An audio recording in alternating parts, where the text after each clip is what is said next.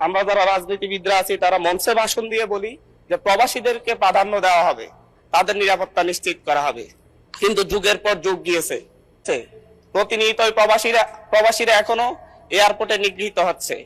প্রতিদিনই কোনো না কোনো নিউজ পাওয়া যায় প্রবাসীদের ব্যাগ কেটে সর্বস্ব করা হচ্ছে।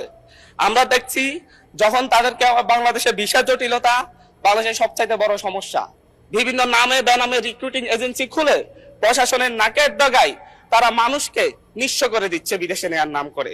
কিন্তু কতজনের বিরুদ্ধে ব্যবস্থা নেওয়া হচ্ছে এই ধরনের কোন স্ট্যাটিস্টিক্স সরকারের কাছে আছে কিনা মাননীয় স্পিকার আমার ধারণাই নেই।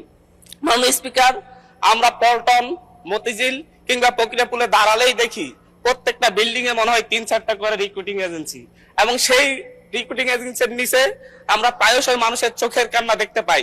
কিন্তু সেই সকল রিক্রুটিং এজেন্সি কোনোটা, অধিকাংশ রিক্রুটিং এজেন্সি লাইসেন্স বিহীন, কিন্তু তাদের অফিস বন্ধ হয়েছে আমরা খুব কমই দেখতে পেয়েছি। মাননীয় স্পিকার, প্রবাসীদের বিদেশে নেওয়ার নামে আমি গতকালকে বলেছি, ভুয়া কোম্পানি খুলে তাদের কাছ থেকে চাহিদাপত্র এনে দেশের শ্রমিকদেরকে নিয়ে তারা জায়গা জমি বিক্রি করে বিদেশে যায়, তাদেরকে সেখানে নিঃস্ব অবস্থায় রাস্তায় ফেলে দেওয়া হয়, না খেয়ে রাস্তায় মারা যাওয়ার রেকর্ড পর্যন্ত হয়েছে।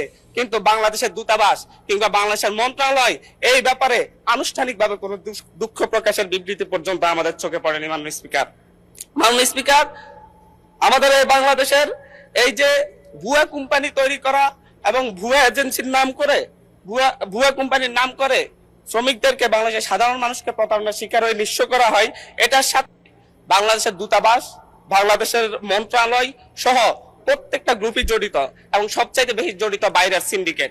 4-5 জনের সিন্ডিকেট পুরো প্রবাসীদের এই এজেন্সিগুলোকে নিয়ন্ত্রণ করে, দেশে বিদেশে, দেশের বাইরে শ্রমিক পাঠানোর ক্ষেত্রে তারা ভূমিকা রাখে। মাননীয় স্পিকার, আমাদের বাংলাদেশে অদক্ষ জনশক্তি রপ্তানি করা হয়। বাংলাদেশে